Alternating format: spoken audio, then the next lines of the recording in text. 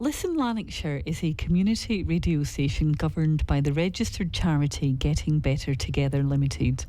Therefore, the radio station itself retains political neutrality, and any political views or comments aired as part of political discussion programming or otherwise are not the views of Listen Lanarkshire, nor of Getting Better Together Limited.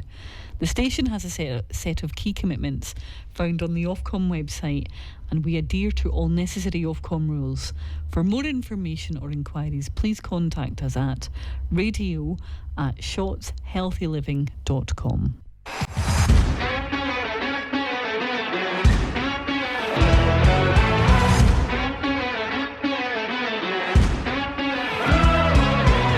Good evening, folks, and welcome back to What's the Point, the podcast where council spin gets cancelled quicker than a pothole repair in North Lanarkshire, and we ask the questions your local paper won't.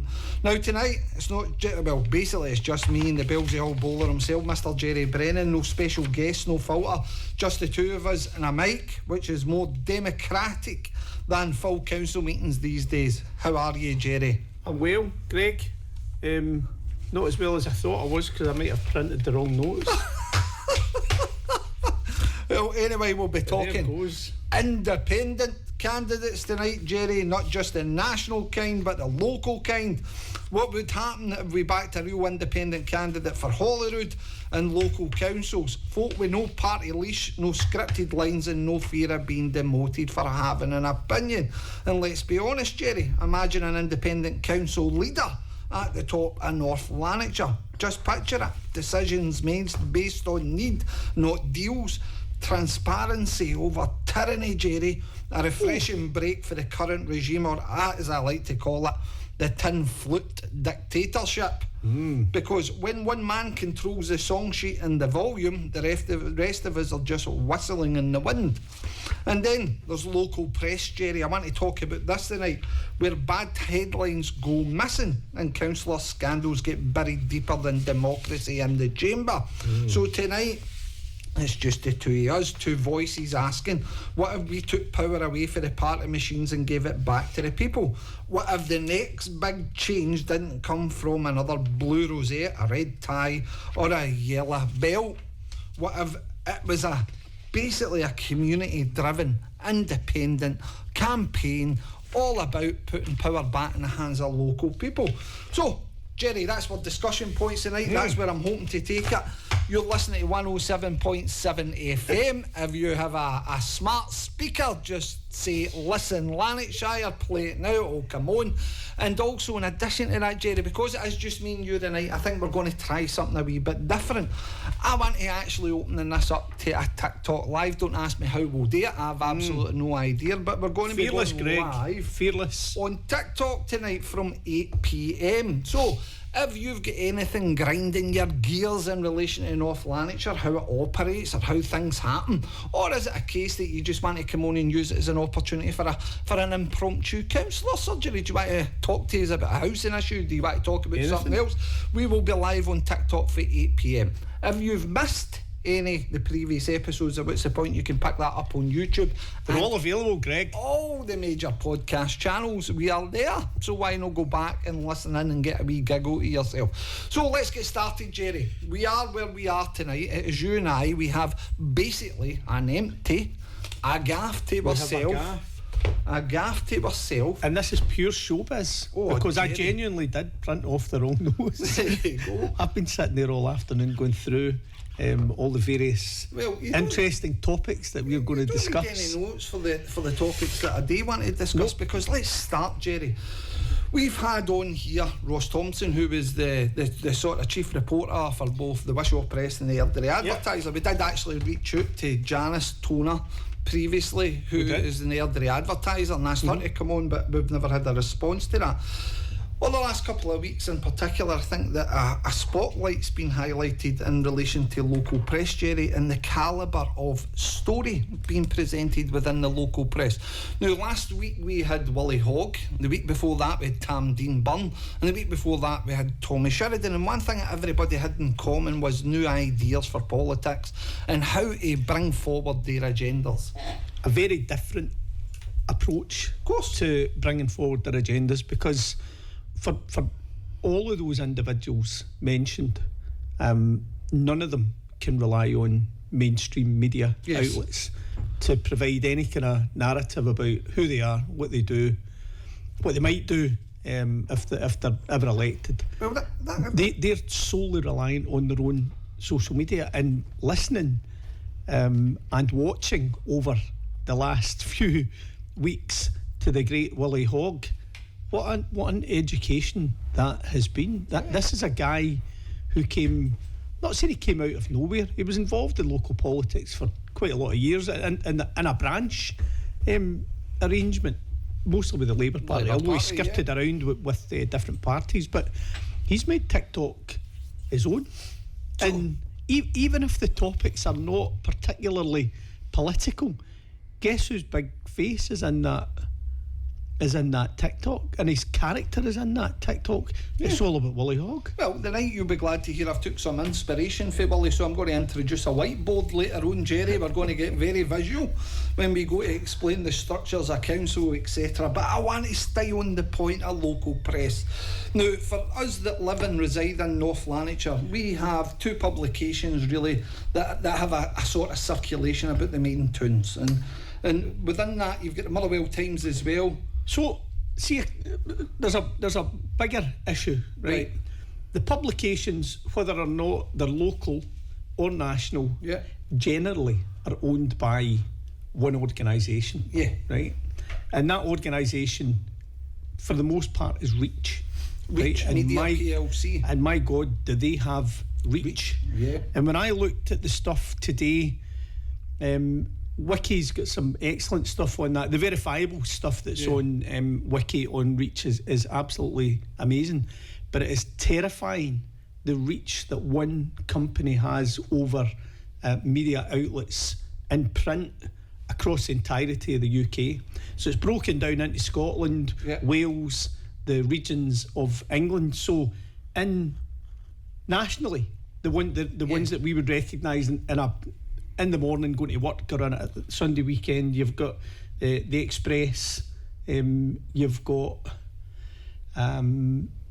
locally you've got the Airdrie and Coatbridge Advertiser, you've got the Hamilton Advertiser, you've got the Wisha Press. So daily papers that you would pick up, they control, even the Scottish Metro. They've got the free newspaper on the bus. So even if you don't buy it, we'll give it to you anyway because we need you to get. But then we get into the realms of the Facebook era and where Reach has its publications online for anybody at all staying in North Lanarkshire, which would be Lanarkshire Live. And again, that's another channel that Daily they Record, use. Sunday Mail. So I think that people will have the opportunity, if they so wish, to go and research this. But I'm honing it back into hyper-local, Gerry, because again, hyper-local. Today, when I was reading through a few of the articles, I started to notice a pattern of events, and within that pattern of events, if you look at these publications, the only stories that are ever really ran within them is based on the administration of North Lanarkshire Council. So everything is about a photograph with the convener of housing, or a photograph with a convener of environment, or a photograph with a leader of the council, and the Lord Provost is just there all the time as well. But an interesting point in there is, well, for the Wishaw Press, we get to the Wishaw Press, and we spoke about this last time we had Ross on, about Nathan Wilson, who's a local councillor up Motherwell. And that idea of stoning at a bollard the same shape as the bollard, or down on your knee with a sad face as you look at graffiti, or is it a case the washing machines in the high-rise flats aren't working? But the thing in each one of these stories, Gerry, when you look at it, the elected member had absolutely nothing to do with it. So if you go back into what the story's actually about, so take today for talking's sake, Helen Lochran appeared in a story in relation to recyclable roads. Inform the listeners and viewers who Councillor Helen Loughran is. Helen Loughran is the convener, a Labour appointee in relation to Environment and Climate Change Committee. So Helen's the one that's kicked me out the chamber a few times in Big Paul with regards to brown bin petitions. Out. So if anybody's ever watched it, it tells you the calibre of the individual. But as I said again, I'm coming back to this story, right? So North Lanarkshire Council is piloting this new road surface, eco footprint. They're trying to reduce. Brilliant, absolutely, I'm there. But again, the story's all about that, and it cuts to a quote in relation to Helen Loughran as the convener. I've done. You've done nothing. You've done absolutely hee-haw in that process. Did you secure the materials? Did you instruct the officers to conduct that? What did you actually do? And then you scroll down a wee bit more, and there we have a young councillor in North Lanarkshire who's been nominated Young Councillor of the Year, Matt Costello. Is it Matt? Is it Matt Costello? What's his name? Can't remember. He's a Costello. Let's just call him Councillor Costello. There's quite a few Costellos in the council, and it's not Abbott and Costello. I can't remember the boy's name, but basically, anyway, he's the youngest. You don't know who Abbott and Costello I do know who that is. Don't you worry. I'm of an era. But basically, within that, you had him being nominated for the Young Councillor of the Year, and it got me thinking again.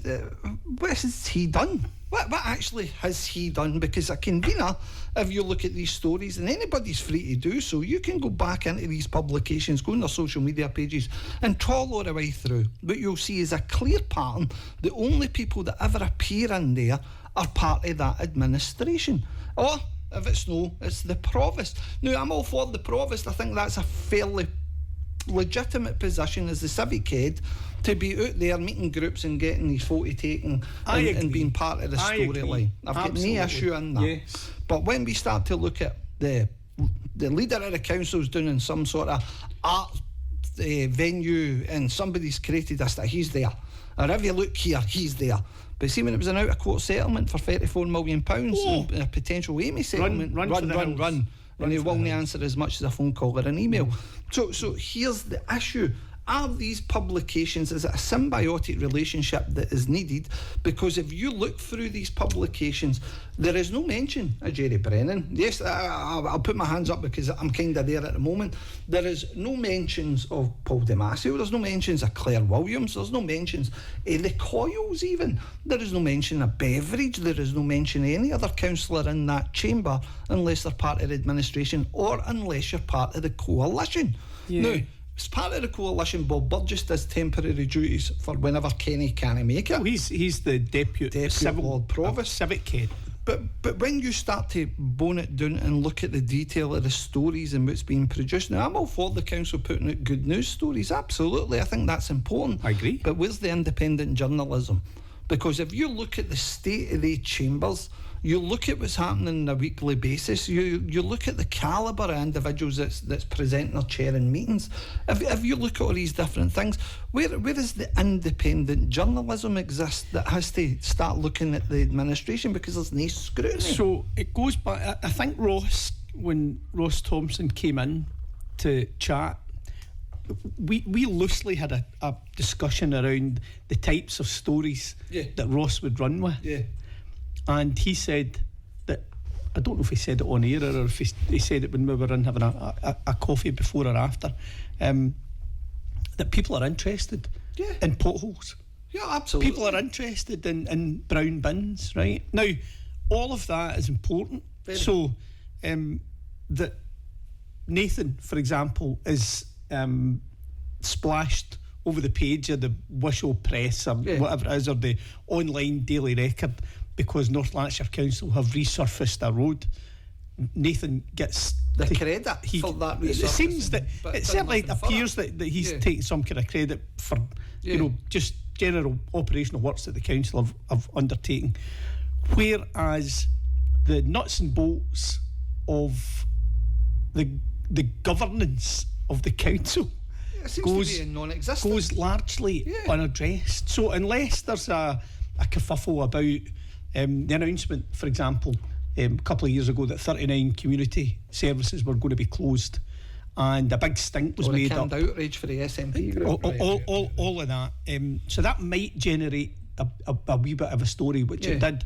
However, debate in the chamber is all but closed down because the administration and those who support it, and I include the opposition in this, have clubbed together to ensure that I'm telling this is my truth. This is my truth.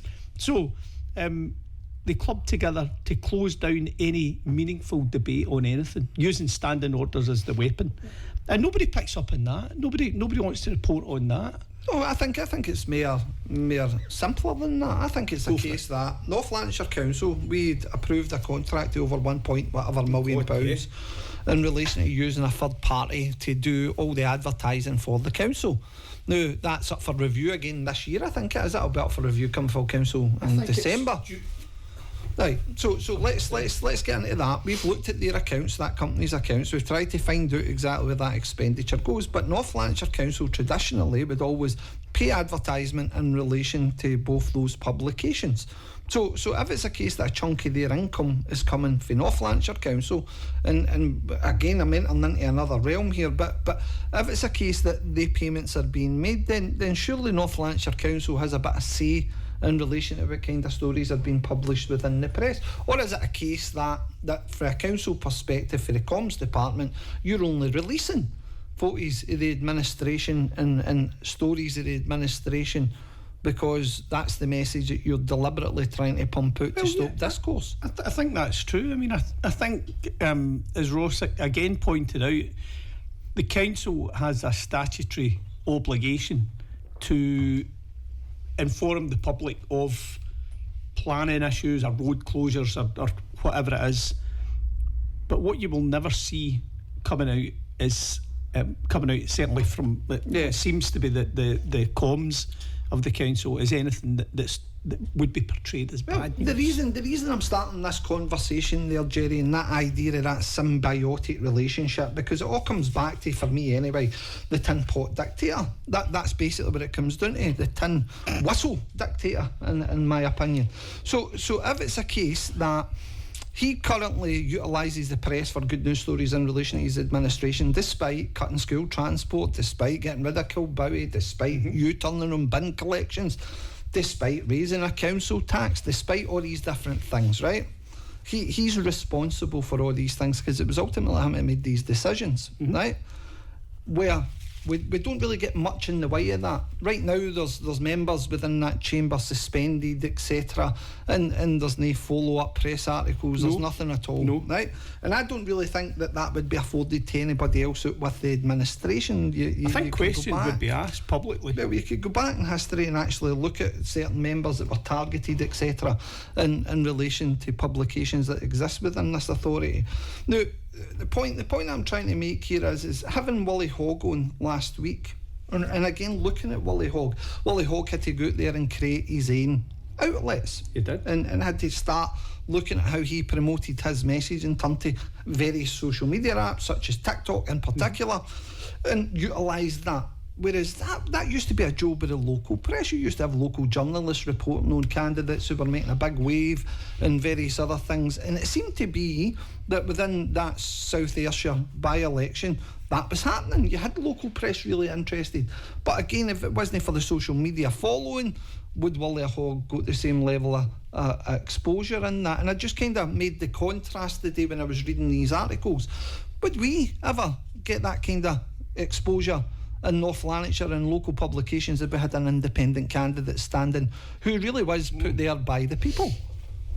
An independent candidate.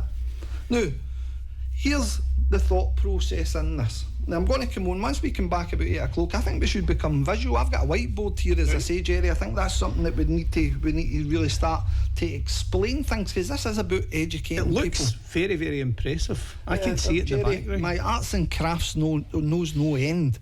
But basically, what I was thinking today, Gerry, right? If you take on the fact that within that chamber we have 77 elected members, right?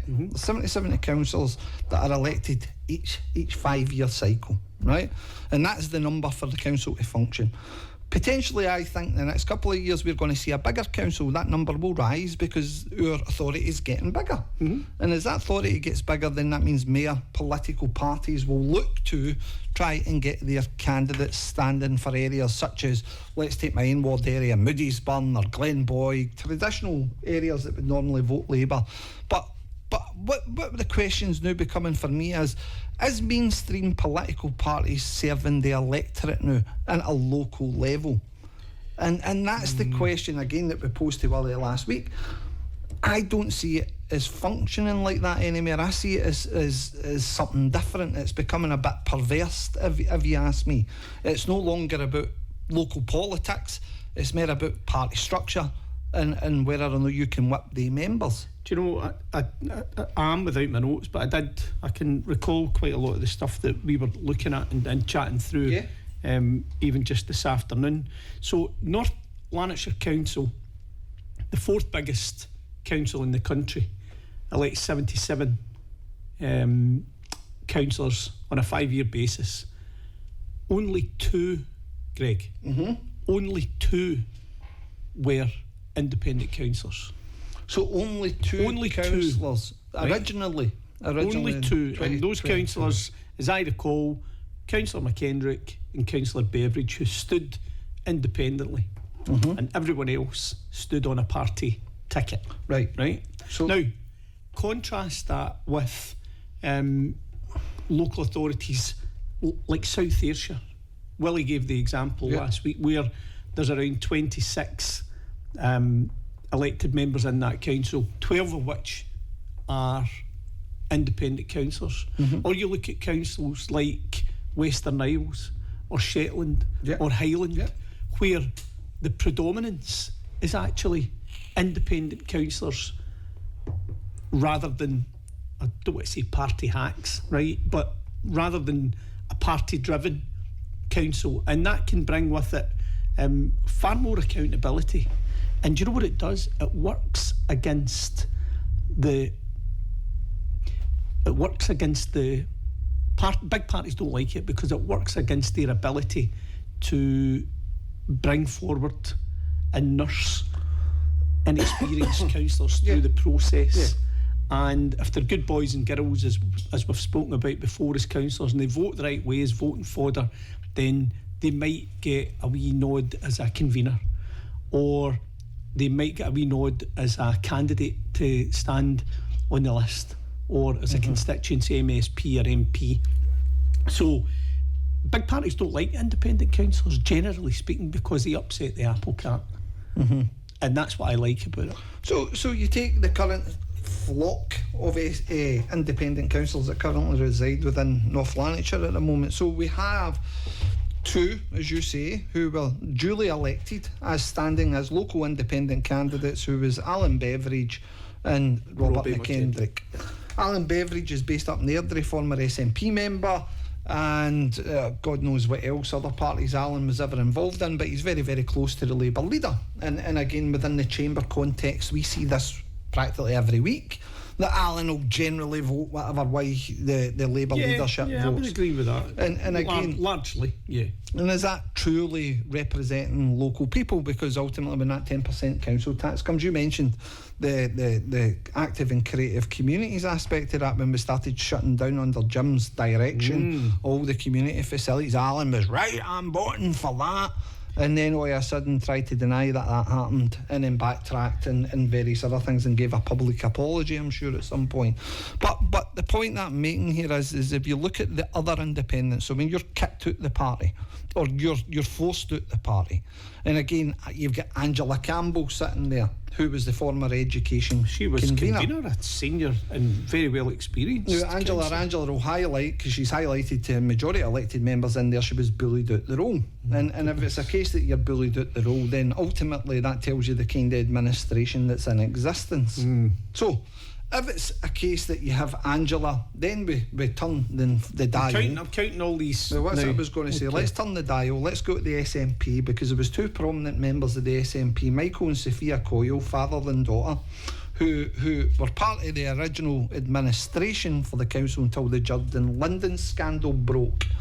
And once the Jordan Linden scandal broke, because Labour were desperate to get into power, and obviously Jim was trying to fend off a leadership contest within his own ranks, because you had the person who was the House and Camera Herabran McVeigh along with the deputy leader at that time, Paul, I can't remember. I was going to say Sweeney, and it's not Paul Sweeney. Paul Sweeney. That's anyway, terrible. his name will come. But anyway, deputy leader, and they were obviously challenging Paul Kelly. They were obviously challenging at that time for the leadership within Labour. So all of a sudden we had two members defect so quickly into an independent status. Funnily enough, that those two individuals then were rewarded with convenerships and a place on the NHS board. So they managed to do all right out of becoming an independent. So you've got the two coils, and then there's one last independent councillor who we have as well, former Labour member and Coatbridge councillor. Is he back though? Yeah. Is he not back in the fold? No. Right. Okay. So no. You're thinking. I'm thinking Councillor Shields.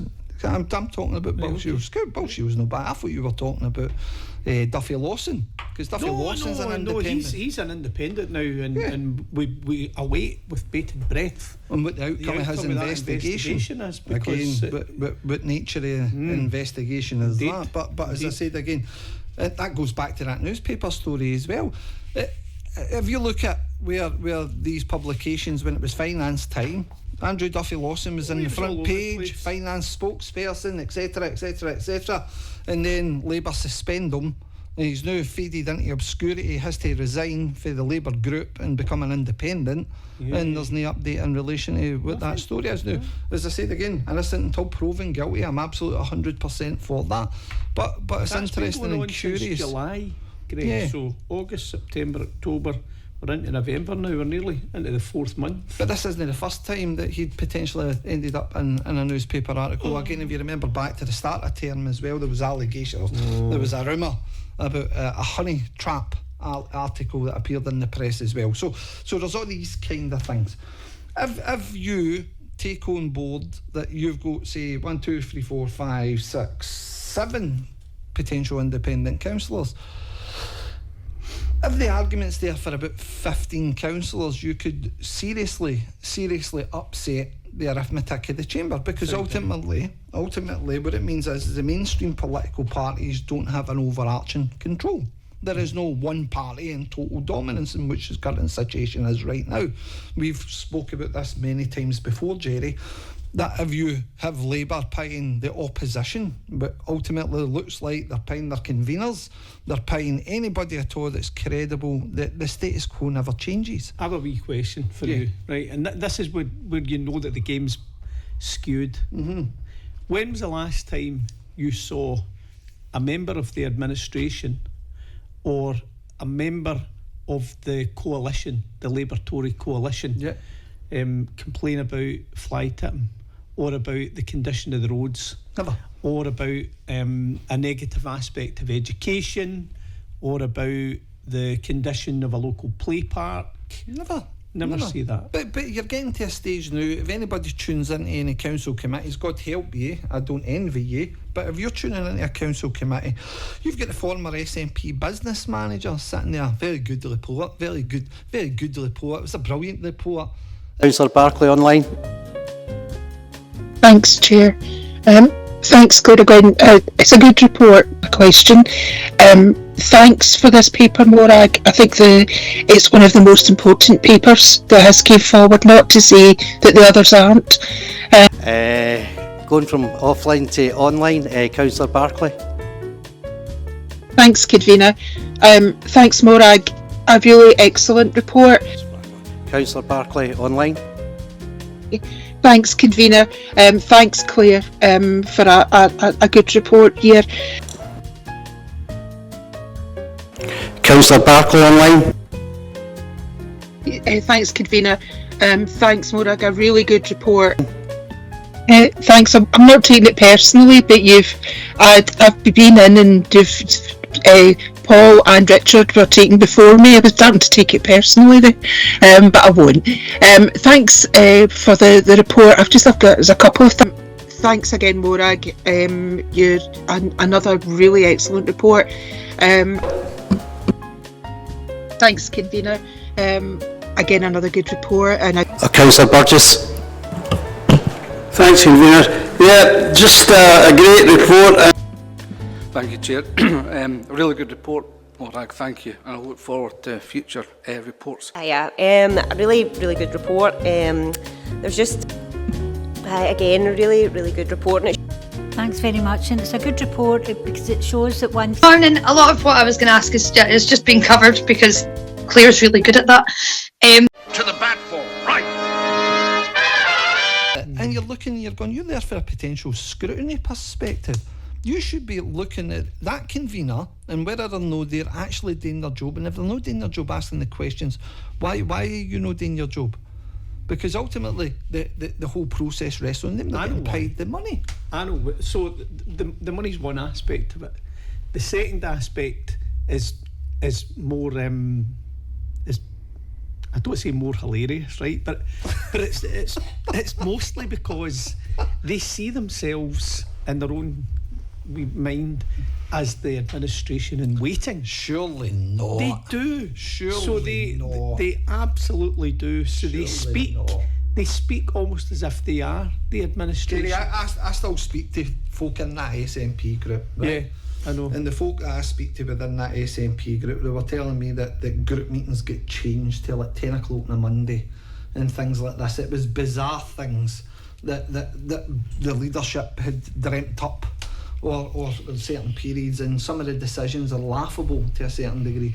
There is no way in this earth that anybody is going to vote the SNP locally. Now, granted, in the polls and within the Scottish Parliament elections, and that's again why I'm going to come on to this point in a minute again in relation to the independents.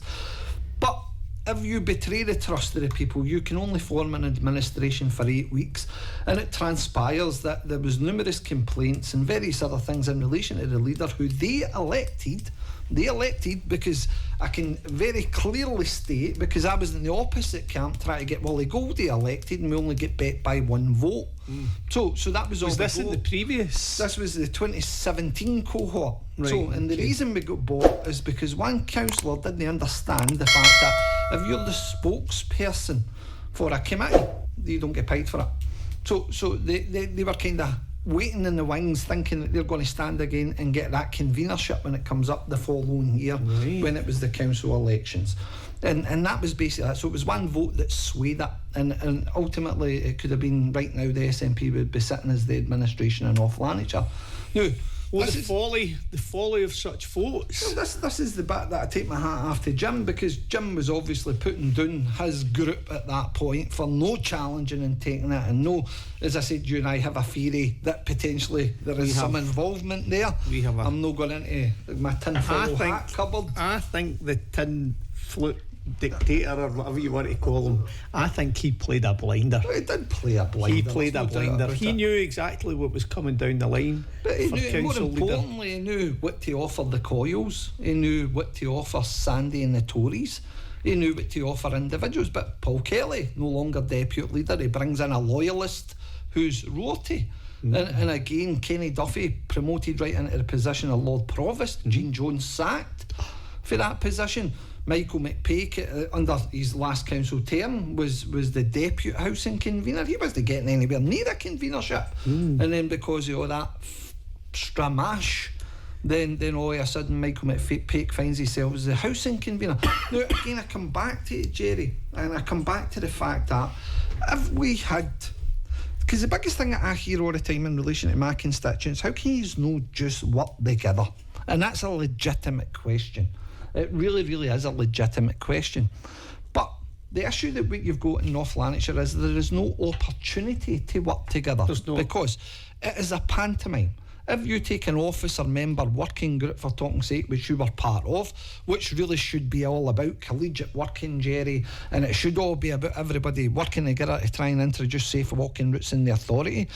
But then we get the stupid position where that should have been done before you even actually entered into discussions about cutting transport. Why is the tail wagging the dog?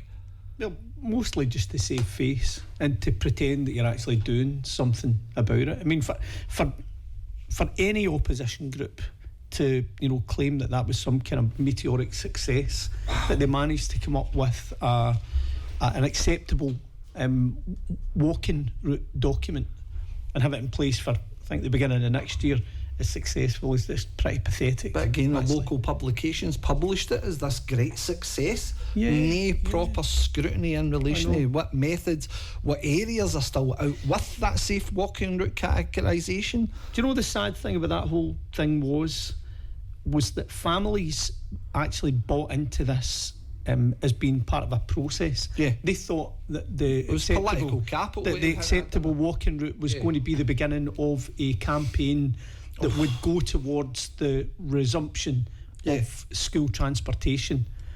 And what those good people were not advised was it was absolutely within the gift of the SNP and the Greens when the Butte House Agreement was in place.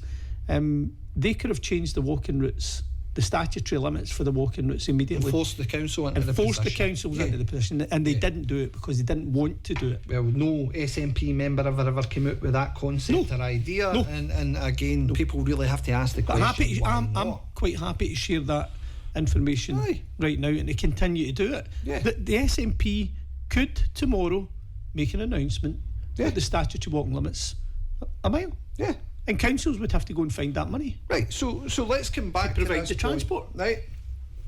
Again, working with other groups, working with these different people. Now, again, the level of skullduggery or stupidity, I've not really worked it out what one it is yet, but if you think about it, right, within this authority, Gerry, and it's the politics I'm talking about. I'm not referencing it's not officer, nothing at all. It's politics and purely political. And anything that we talk about is political. It's not so if we go into the realms of, Gerry, that we have an administration who's paid a coalition opposition, they've paid an opposition leader, they've paid the independents. How can you possibly work if you have any sort of free thought in your head with these individuals to actually make anything? Because if it does not suit the agenda of the council leader, then nothing's getting on the agenda, because what we then have to face is the absolute absurdity that we have a Lord Provost who is politically biased and will not allow for any reasoned or rational motions to come forward. Well, we know that that's the case. So listen, I know that, but people at home might not know that, because again, the publications that they're reading in the Airdrie and Wishaw Press, that will not highlight these things. It will not highlight, by the way, motions are being submitted to Kenny Duffy all the time. Kenny Duffy has an arbitrary process where it's unicorns, tears and the size of giraffes that decide what a motion's competency is or it isn't. And it is absolutely farcical. It's nonsense. It's absolutely nonsense. And at times they use the cover of an officer to escape all the time, the responsibility. And again, that officer, as soon as you challenge that officer, well, that officer could weaponise and say, well, do you know what, that's a Standards Commission complaint. You're being disrespectful to an officer. Even worse if the mighty leader himself stands in front of the committee and encourages we come back, officers Gerry. to complain. We come back because there's a couple of articles that were really quick to try and highlight the Standards complaint that was made against me by the council's chief executive. And within that Standards complaint, I challenged him on the fact of the £1.8 million contract, that Mears contract. And within those emails, it was robust, but it was professional. And it was challenged appropriately for that. Now, the Standards Commission upheld that. They never even sanctioned me on that. Absolutely I think the comment for the investigating officer, if it was not Councillor Lennon, then who is it? Who is it that's actually going to ask these questions? He said, I'm almost sure that he said that because I was taking a note of that the transcript, and I'm pretty sure that he said if I was an elected member, I would want to know. So, but we get to the other parts of the committee. But we get to the other parts of the and again, all I can describe it as the lunacy of that process. But you get to the other parts of the complaint. Now, if the complaint's legitimate, fair enough. And as I said again, from my perspective, I'm not there to belittle that. But this absolutely is how absurd it gets. It gets absolutely absurd. The sections that were upheld. Now, as part of the budget setting process, I'm sharing it. As part of the budget setting process, Gerry, I made a comment on social media highlighting, I think I copied it off a Progressive Change page. In fact, it wasn't actually me that wrote this. It was one of your members. But I didn't check it. That was the problem. And within it, cut the council's PR machine or whatever it was in there. Something of that ilk. Yeah. Labour in the council's PR machine, and with that, Labour are the council. What I took that as let's scale it back. Let's scale back all these news stories. If these news stories are costing money or anything like that, do we have to donate to these publications to make sure that this is the kind of story that's going in? Perhaps that's a low-lying fruit. So rather than cutting frontline services, rather than going for, I don't know that it is low-lying, but because these organisations tend to be massive organisations. Yeah. So Reach are part. Used to be Trinity, right? Yeah. So Trinity are an absolutely enormous group. Now, I don't know if this is the case, but I know that media organisation owners will endorse or fund the political parties, mostly in a UK election sense. Yeah. So if they're happy to fund and endorse, there is absolutely nothing to say that as the low-lying fruit drips down even to a local level, that there's not some. I'm not saying that there's some kind of financial arrangement, but there may well be. Your council has to pay for advertising the road closures. Your council has to pay for advertising of certain things. Ross has already statutory responsibility. Right, so they've confirmed that, and money comes in. And I think one of the statements that Ross did make to us was that when they jeopardise that income. Now again, we had a contract of over £1 million that went out for an organisation or an agency to take over that aspect, and all your advertising to get the best deal. I don't know how that works, but my comment was, is that £1 million or that couple of, I think it was actually more than that, was it 1.2 million or thereabouts over 12 to 24 months. Right, so that 1.2 million, is that no better spent school transport? Is that no better spent in these different things? That was deemed as a personal attack, although there was no identification of any officer. There was nothing at all in it, but they were trying to clump together so many things within that standards complaint.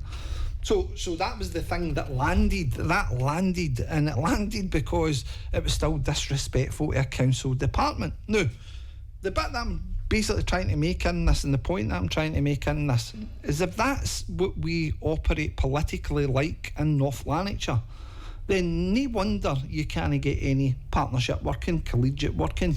You can't do anything at all. Your electorate has asked you, because we all stand in a ticket, we put these flyers out, say we're going to be your voice, we're going to do this, we're going to do that. How can you do that if they're trying to set you up in relation to Standards Commission? But what do they do? You try and raise it, you try and work a petition, right? On behalf of your community, which you've done on a couple of occasions, and you try and bring that to committee. What happens generally? 2,000, 3,000, 4,000 signatures. What happens? Shot down until a time when they've got their ducks in a row so they can deal with it appropriately. Absolutely. So the idea of coming back to Willie Hogg, Gerry, and this is the bit. Now, I don't know about you, but I was infused in relation to that interview, because firstly, I think that because we are old cynics to a certain degree. Speak for yourself. We're old cynics to a certain degree.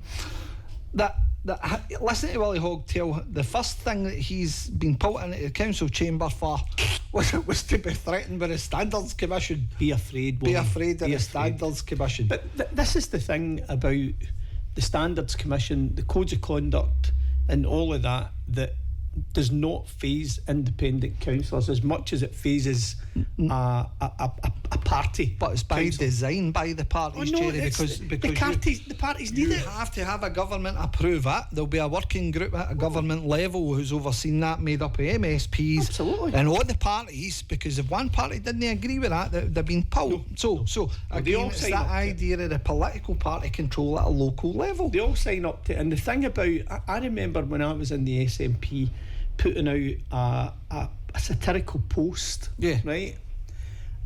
Now, I thought it was funny. It was about some guy having Jockholm syndrome, right? I got a phone call or an email, I can't remember, it was either a phone call or an email from the business manager. Well, I'm sure it was a phone call. Who was the business manager? Councillor Solomon. The Tory? Yeah, well, former. I think he'd been a former Tory candidate. But he phoned me and asked me to take that down. He asked you to take a post down. He asked me to take a post down. Why would that be? Because it could be deemed to be, can't remember the terminology that was used, but I was only very recently elected, green, wet behind ears, all of that kind of thing, and it was quite clear that if I hadn't taken that down, then there may have been something that came after that in terms of conduct and control from the party, not even from the council. So the party lean on you first and squeeze you to make sure that your conduct and your behaviour and what you put out is acceptable to the party and not you as an individual. And that goes against pretty much everything that.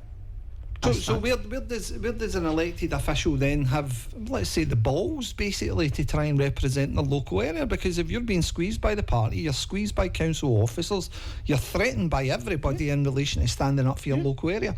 Is the contract in breach then with your electorate? Is that ultimately where we sit at the moment? I think the power has, and we may have covered this in the very early, what's the points?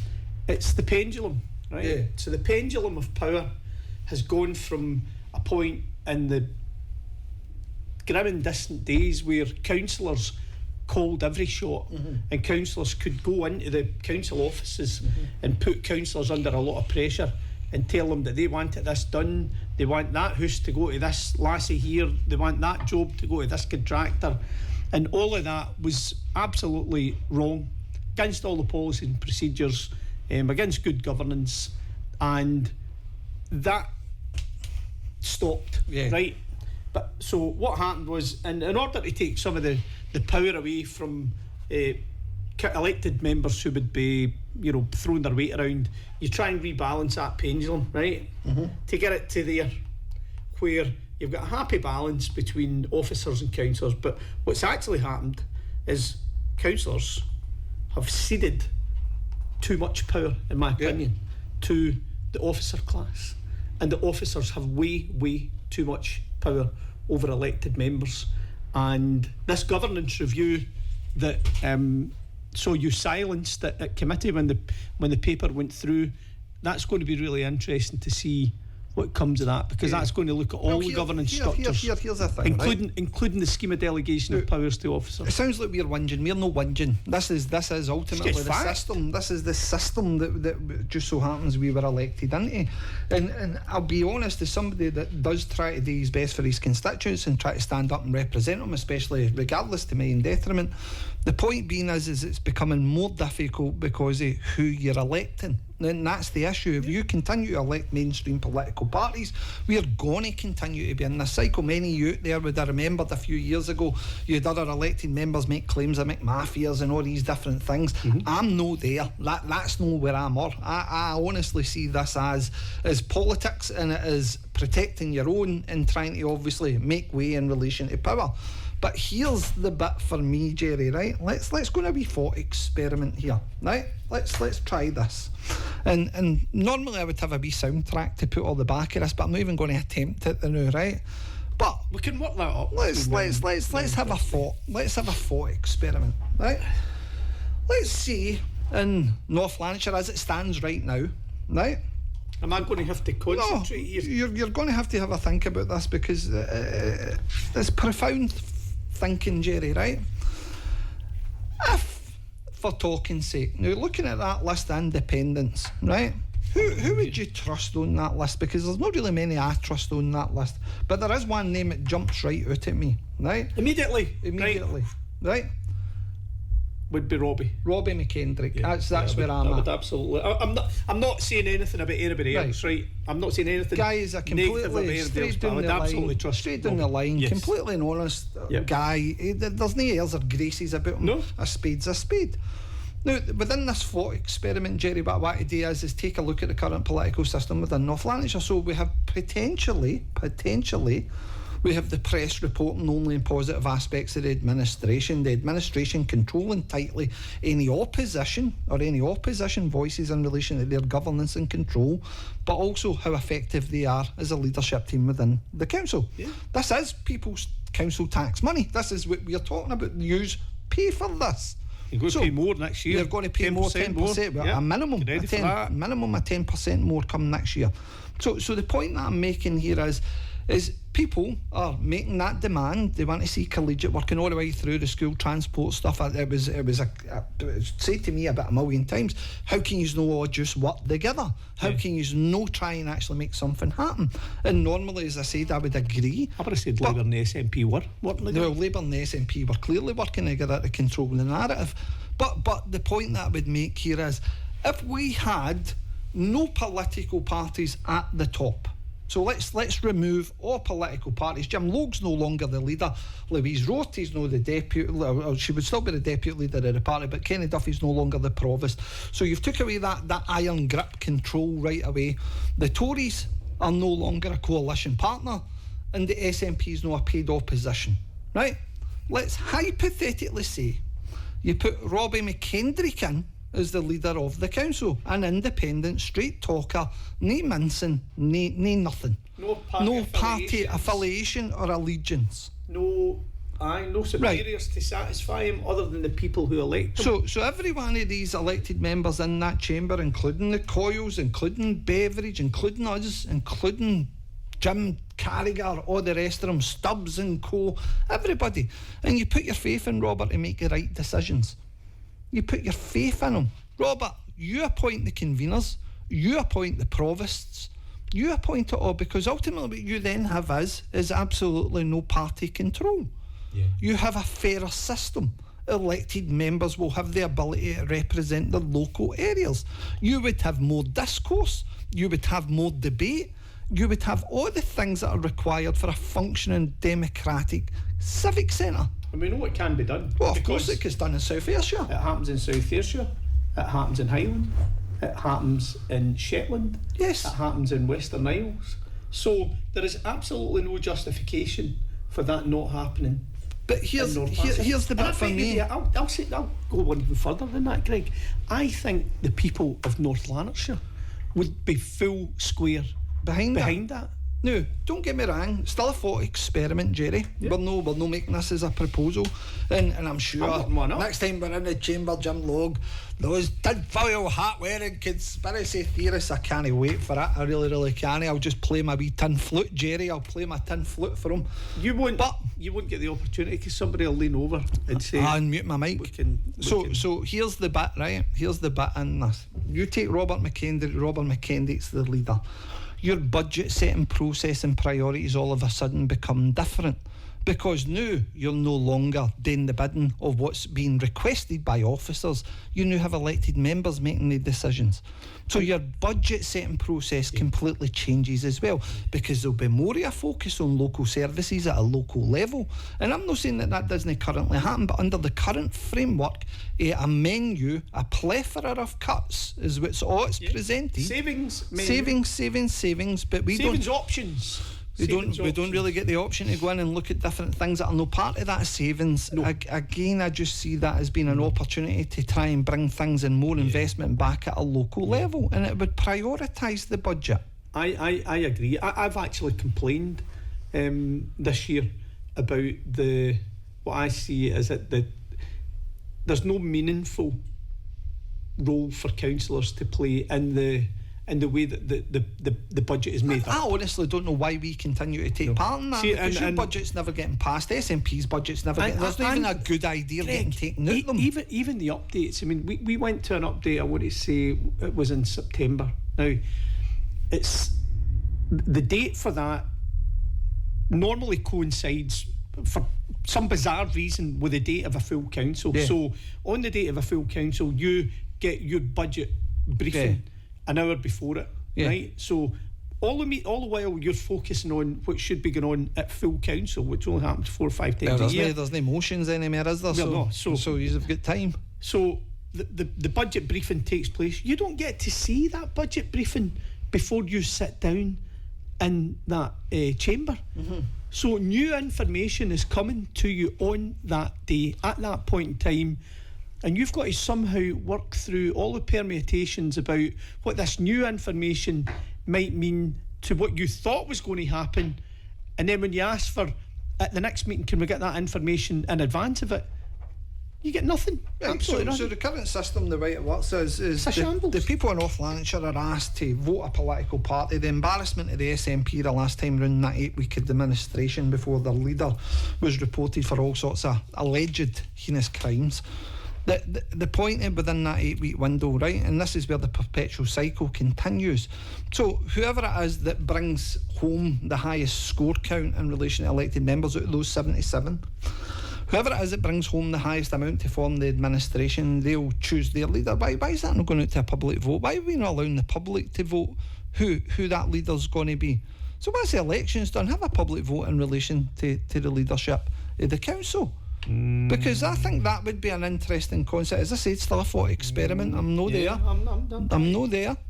But if it's a case that you have somebody who's completely democratically elected to become the leader of that council, who has stood on that platform, and again the argument could come for Jim quite easily. Look, my group's the biggest group. We were then tasked with forming an administration because that was what our election materials stipulated. Yeah. But why not have it then? Why not have a wider public vote in relation to who should be leading the council? Yeah. Because ultimately, again, I just feel people are being shortchanged. The relationship with officers and the dynamics with officers automatically changes overnight. I think it would changes overnight. I think it would improve greatly. Changes overnight. Even I mean, I have to hand in heart say I've never had any issue if I contact an officer directly for a problem that I might be having. Yeah. You know, the relationships are great. But you cast your mind back to that full council meeting where it was restriction of press in public, and Jim Logue stood up and turned around and said, in relation to progressive change members, and I've breached that, by the way, I've got absolutely no issue. Basically, any officer that feels inclined, take a Standards Commission complaint against him. He did. And we've got that video footage. Yeah. So again, I've got the transcript because I write everything down. But again, you've got the leader of the council encouraging officers to make formal complaints against members because we're performing a critical scrutiny role in his leadership. Because we ask questions that the opposition, the SNP opposition, will not ask because they are the administration in waiting. No, they're no. I know, but they believe in their mind that they are. No. They believe in their mind that they are. So let's get back and to... they don't want to get clipped on videos. Right, but let's get back to this point, Gerry, right? And again, Chamber this week, there was a couple of silly things coming through committees that, in my opinion, were just absolutely bizarre. We're looking at North Lanarkshire Council purchasing 18 new minibuses. How's that news? How's that news? Again, we're looking at stuff appearing, a fleet replacement. We're looking at stuff being presented in this week in Chamber. This happened. Again, how's that news? The news lies in relation to the local communities. The local communities feeling as if they're being provided a service. And don't get me started on the ones that are getting in tickets where they don't actually speak, because there's a number of them in that chamber who I have still yet to hear speak in 8 years, 9 years. They've never once participated in a committee. So if it's a case that we have elected members out there who are just standing in political tickets, because again, we've spoken about this on many occasions, you're the deputy leader of the SNP's group's wife's best pal and getting dragged right in because you're a pal. You're a guaranteed hand up when a vote comes. So is that the kind of politics that we're looking for in North Lanarkshire? Not for me. Within that thought experiment, do we wipe the slate clean? Do we elect individuals who are of an independent mindset and who are actually going to stand up for the communities that put them there? And I just go back to Willie Hogg as an inspiration in relation to this discussion and this thought experiment. Then really, in effect, people should be demanding better. They should be demanding better. Because ultimately what we've got is, and by the way, the bit for me that I would love to see local communities putting forward local representation of an independent candidate, because you need to end this stranglehold, this stupidity that exists within North Lanarkshire, within the political system. You would never be in a position at that point where you would find Robbie McKendrick held to account by the likes of Anna Sarwar. No. To say that he had to U-turn because we've got an election coming up. He had to crack knuckles. Yeah. He had to crack knuckles. In fact, what he said was worse than that. He had to kick very small appendages in order to get very small appendages to get things done. But in the end, he was happy with the outcome, and that meant that the leader of the council had to U-turn on a decision that he made because of a national political election that was taking place in Scotland. Robbie McKendrick, as an independent councillor and leader of North Lanarkshire Council, could never be held to account for that. But again, his appointments, you imagine, again, we're going to cut for a quick break now for a couple of songs, and when we come back we're doing more TikTok live, but as I said again, Gerry, I just think if you had a truly independent leader of a council, somebody who was approachable, you wouldn't need petitions. You wouldn't need all these things. You wouldn't be seeing groups going through community asset transfer processes and allegations being made because the leader is pally with this one, that's how they got this and all this external funding. You wouldn't have these things because, again, there isn't that dominance and control. You would actually be welcoming collegiate working, and you never know, you might actually find some answers to the problems. I agree.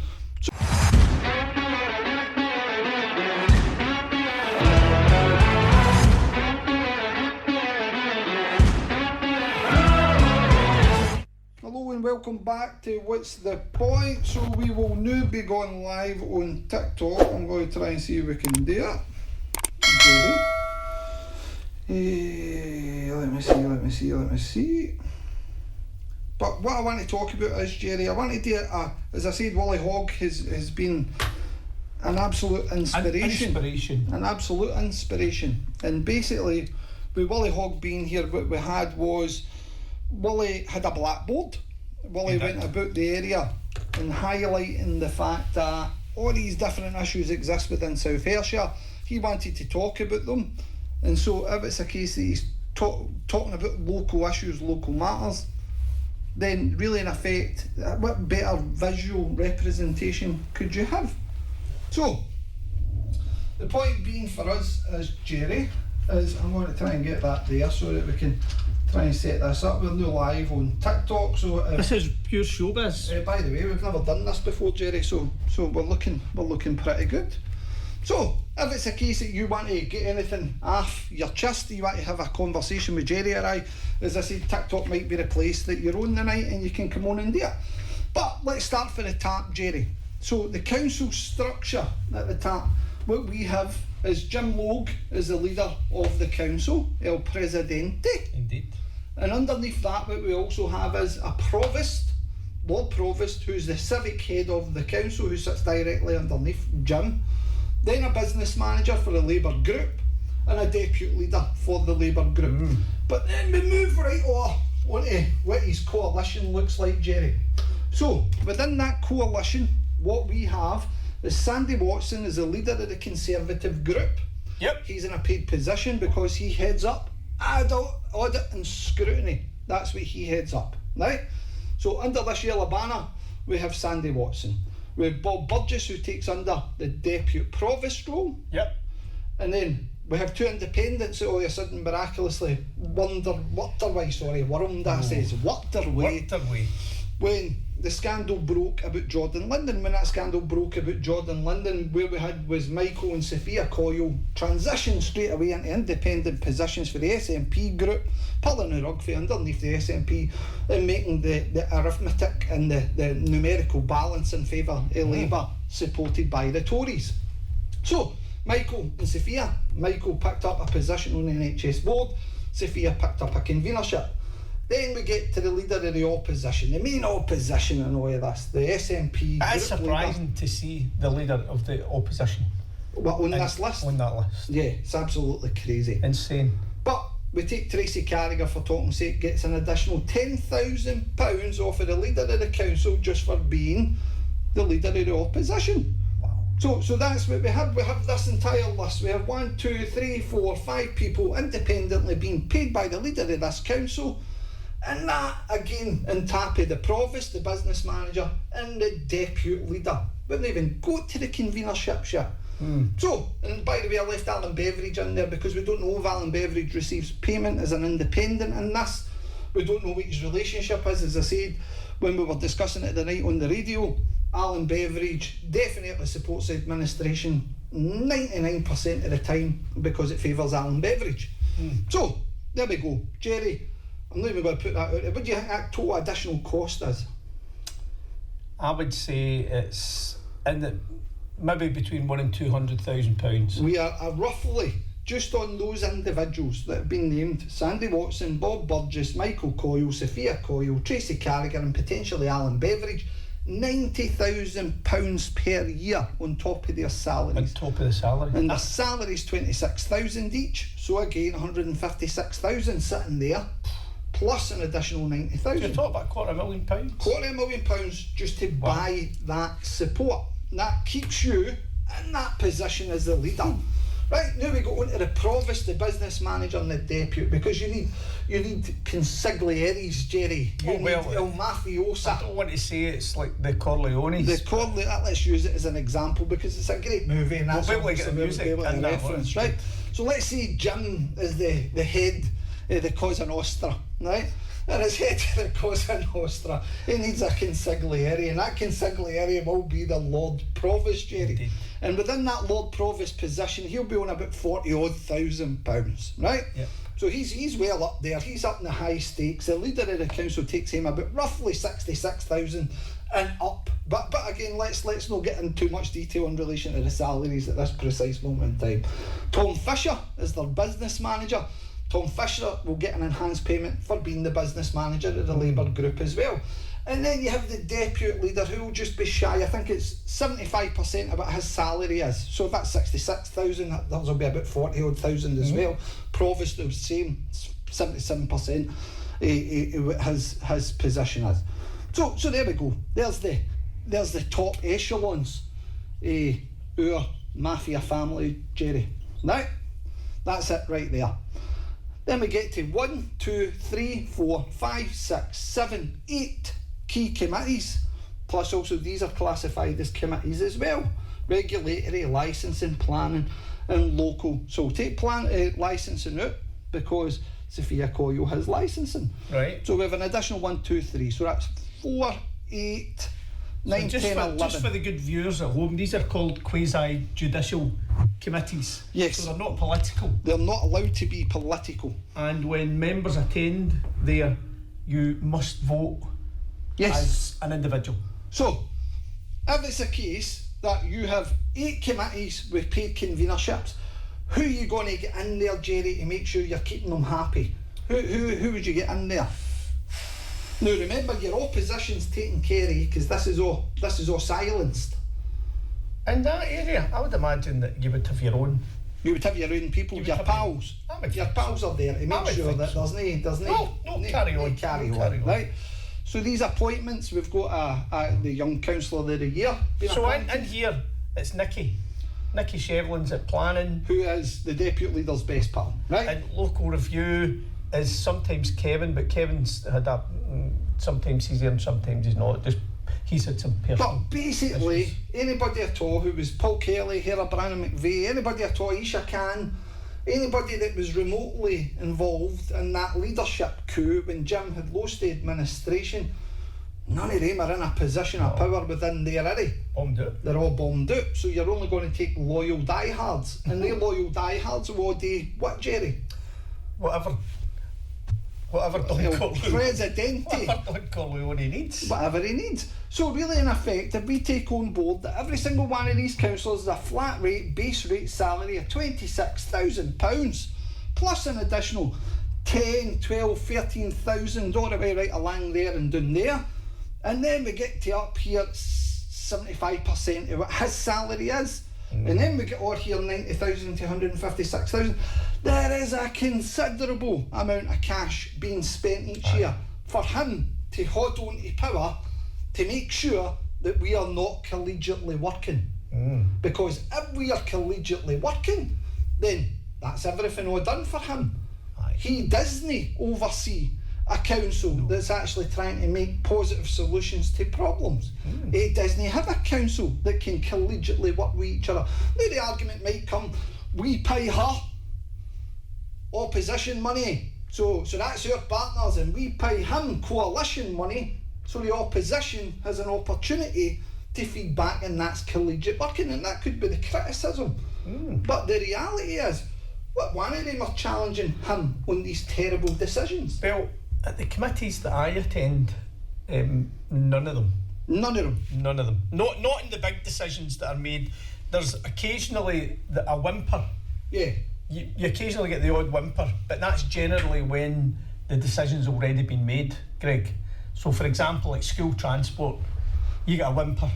And we end up getting a working group, and that's deemed to be success when it's saccharine sweet. It's certainly not a real sweetness, and But look at the value of that. There is 77 councillors, and by the way, we're not even talking about the ones who didn't get one of these positions, but they got an office job instead for the MP, or they got an office job for the MSP, because that happens in both Labour and the SNP. Or they have that in addition to. Well, Kenny Duffy is the office manager for Pamela Nash. His partner and husband is an employee of Pamela Nash, although he's suspended for the Labour group at the moment, but he's still working for Pamela Nash.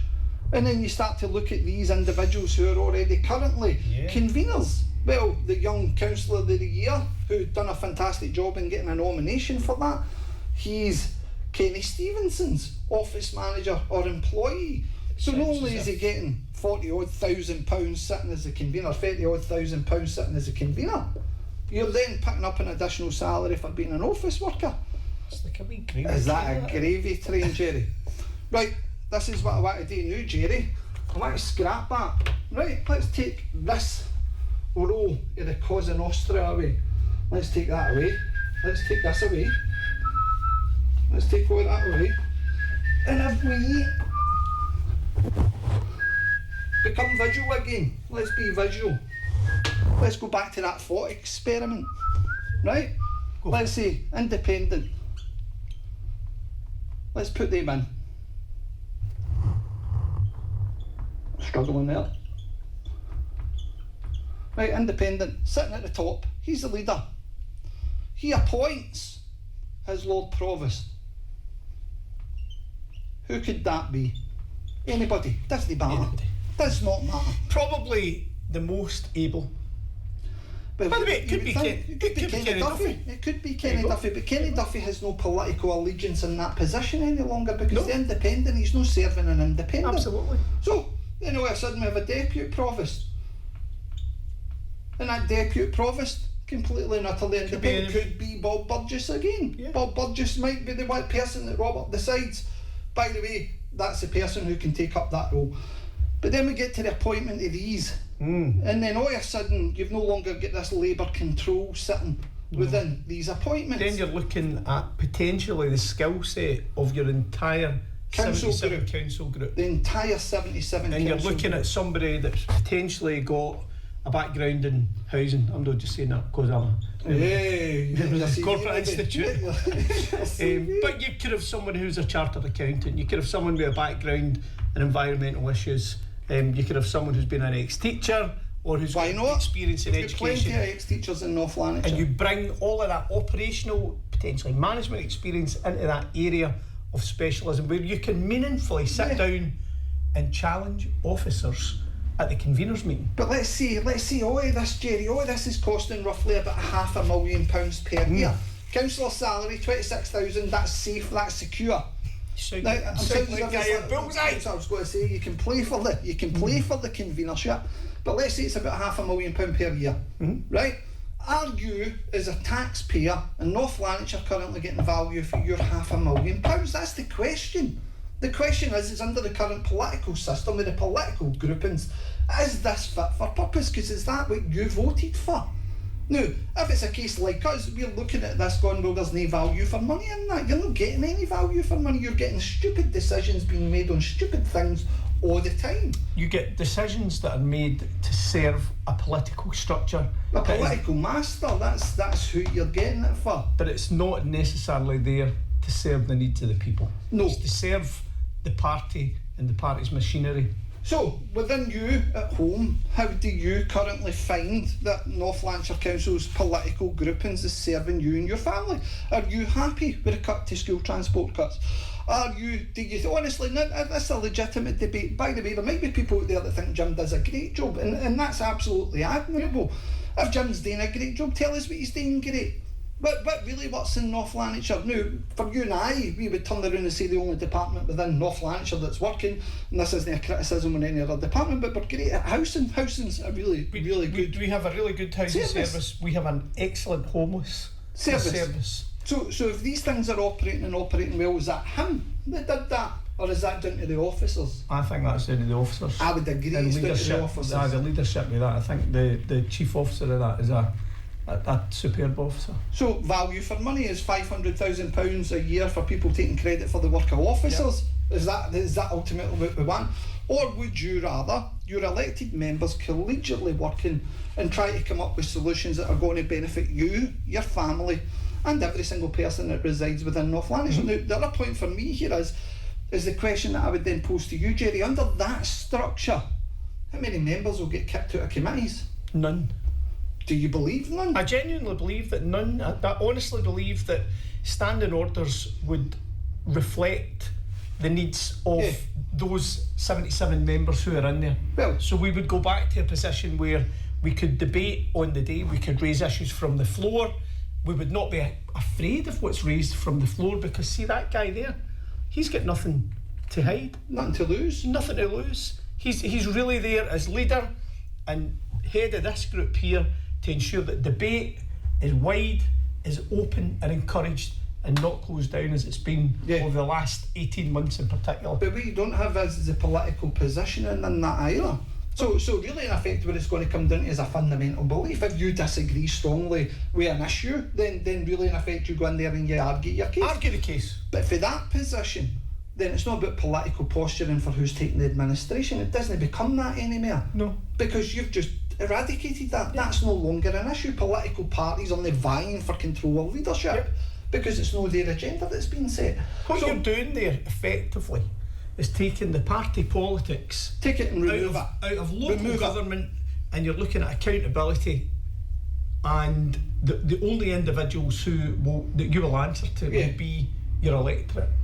So that's the thought experiment, Gerry. How do we make it happen? How do we make it happen? Now this is the question. It's a question for you at home as well. I'm going to tilt this a wee bit, but it's a question for you at home.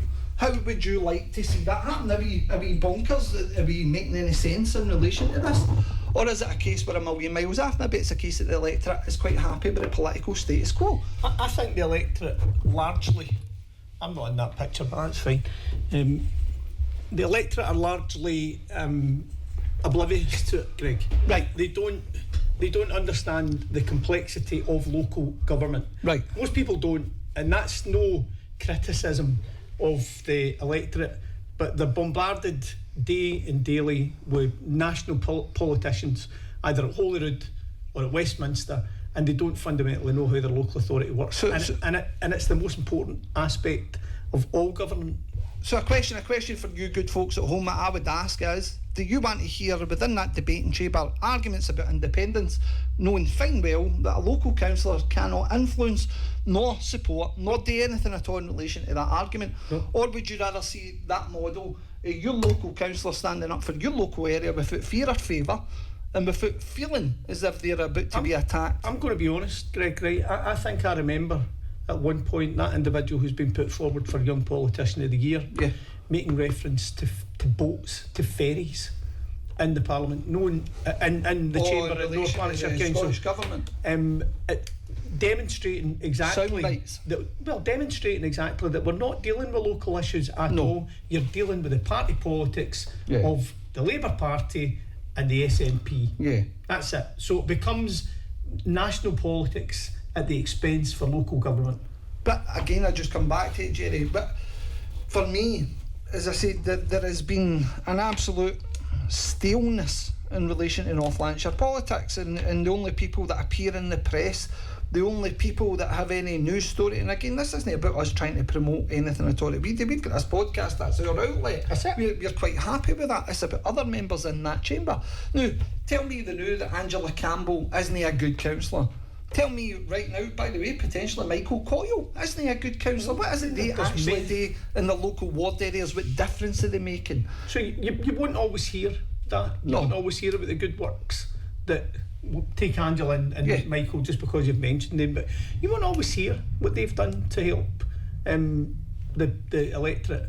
But you will hear if the party decides that they want to promote and put you forward for a Scottish Parliament election. And I would just ask people to watch which has recently happened, because if you look at Suzanne MacLeod, who was Rosemary McKenna's daughter, who was a former MP in Cumbernauld, she is standing, although she's a council employee, but she's standing for the Scottish Parliament elections, the Labour candidate for Airdrie. And then you go down into Coat Bridge, I can't remember his name, but he was Keir Starmer and Ian Murray's former special advisor. So there was an allegation put to me, I don't know if there's any truth to it or not, but he was one of the key architects behind the whole winter fuel allowance. So again, love us, save us. If he's, it's Josh something, I'm sure it is, but it's again, if you've got individuals like that standing for the Scottish Parliament, keep the politics at that level, absolutely, 100%. But do we want to see more independence in the positions within the Scottish Parliament? Greg, and this there'll be individuals, especially individuals in the SNP, who will listen to this and think that we're just having a pop, but it's actually not. When you are no longer a member of the big parties, the big political monsters, you do get to see things from a different perspective. And you probably get to see it more from the perspective of a member of the public who's powerless, because if you're not in power, or if you're not in that list there, then you have no means to make your case beyond what you do in the background operationally. And so therefore it's important that the voices of independent councillors is brought to the forefront of local government. And I think this election coming up in 2027 is going to be a platform, because I think there's going to be more and more Willie Hoggs out there and David Crichtons out there who are making videos and TikToks and trying to inform, engage with the electorate. Absolutely. I seen a video the other day there, Stephen Bonner, our former MP, who's now standing as an MSP candidate, and he's right out there with the SNP sound bites and messaging issues about I've signed the pledge for independence, all this kind of stuff. Now if it's a case that's what people want in relation to this election, then so be it. It's a Holyrood election, so who am I to argue? But again, people do have two votes, and I'm going to go back to what Tommy Sheridan was saying. You've got a constituency vote and you've got a list vote, and is your list vote being utilised appropriately? Because again, the political makeup in North Lanarkshire, let's not kid on about it, it's been time immemorial for Labour. There's a level of complacency that exists within the Labour group, not only here but in Holyrood as well, because again, they ultimately think that they should be governing Scotland. Now, point being to that as well, I don't know, they did a good job in the first place. I'm sure you would want to talk about PFI, etc., equal pay claims, everything else that they were responsible for the first time round, which we're still paying for every aspect of it. But as I said again, is this really the kind of politics that we want in North Lanarkshire? That's the question. No for me. Not for me either. Ladies and gentlemen, thank you very much. Those on TikTok as well, thank you very much for joining us. I've been Greg Lennon, your host. This is Gerry Brennan. If you've missed any of the podcast, and the inspiration for this tonight's show is a wee guy called Willie Hogg for South Ayrshire. To the Willie. Because ultimately, Willie has demonstrated that when local communities rally together, they can make the change that's required. And the question that I would still pose to folk right now is, do you want a mafiosa style, and I'm using that loosely, Gerry, that's just what I'm saying, this idea of the Cosa Nostra control in North Lanarkshire, or is it a case that you want to actually see something truly independent that can encourage collegiate working and solutions to get down to the problem? I'm for that as well, Gerry. This has been What's the Point. Thanks very much for joining. It's your thing.